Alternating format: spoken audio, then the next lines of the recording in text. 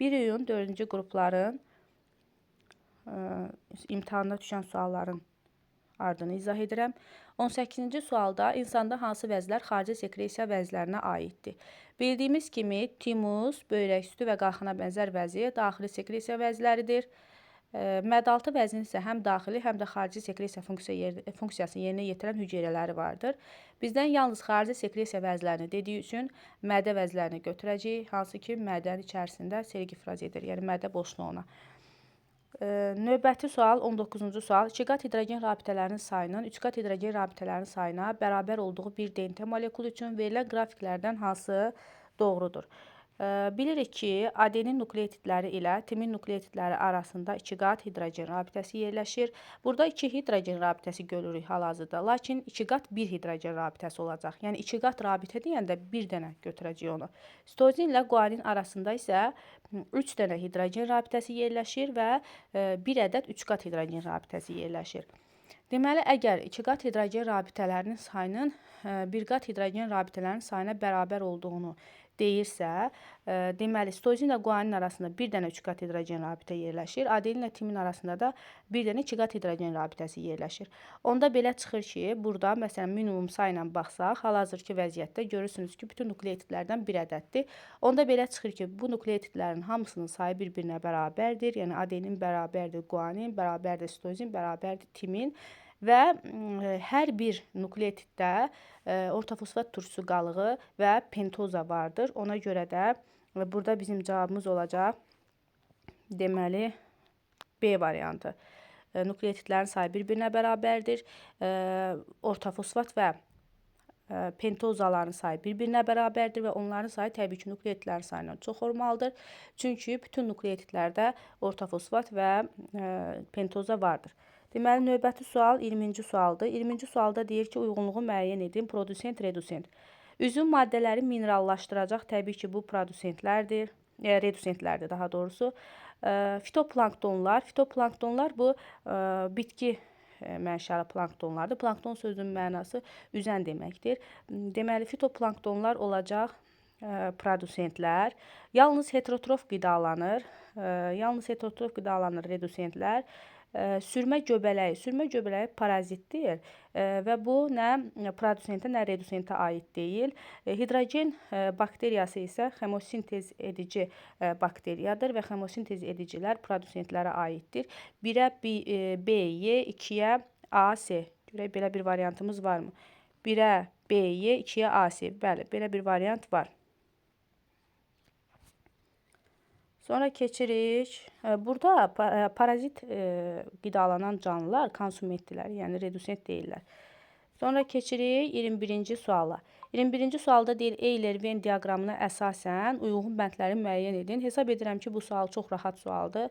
Ümumiyyətlə, bu il qəbul imtahanını incələyəndə aydın olur ki, yəni əvvəlki illərə nisbətən, əvvəlki 2 ilə nisbətən daha rahat suallar idi. Küləklə tozlanan bitkilər, həşəratla tozlanan bitkilər. Tozlanma cinsi çoxalmaya xidmət edir. Hər ikisində belədir. Tozlanma cinsi çoxalmaya xidmət edir. Nektarlıqlar var. Nektarlıq həşəratla tozlanan bitkilərdə olur. Çünki həşərat da həmin bitkiyə nektarına görə qonur. Çoxlu quru yüngül tozcuqlar olur küləklə tozlanan bitkilərdə. Tozcuq xırda, yüngül olur ki, külək asanlıqla onu yaya bilsin. İri və əlvan çiçəkləri həşəratla tozlanan bitkilərin olmalıdır ki, həşəratları cəlb eləsin. Hətta çiçəklər xırda olanda onlar çiçək qrupunda toplanır. Tozlanma çarpaz gedir. Küləklə tozlanan bitkilər və həşəratla tozlanan bitki hər birində çarpazdır. Ümumiyyətlə, çarpaz tozlanmanın 3 formasını biz bilirik. Küləklə, həşəratla və digər heyvanlarla ola bilər. Bir də insan vasitəsilə süni tozlanma. Görkəmsiz və ətirsiz çiçəklər küləklə tozlanan bitkilərdə olur. Onlarda çiçəyin görkəminin olmasını yəni əhəmiyyəti yoxdur. Və beləliklə, hansı variant olur, artıq onu siz özünüz müəyyən edərsiniz. Ondatra hüceyrəsinin hansı orqanoidlərində zualın biosintezi gedir? Ondatra bir heyvan hüceyrəsidir. Ondatra heyvandır. Heyvan hüceyrəsində zual harda sintez oluna bilər? Təbii ki, A variantında xloroplastı birmənalı şəkildə siləcəyik. Çünki heyvan hüceyrəsində biz xloroplasta rast gəlmirik. C variantında da var, D variantında da var, sildik. Yerdə qaldı B və Y variantı. Bildiyimiz kimi hamar endoplazmatik şəbəkədə karbohidratlar və yağlar sintez olunur. Ona görə B variantında sildik. Amma ribosom və mitoxondridə zualların sintezi gedə bilər.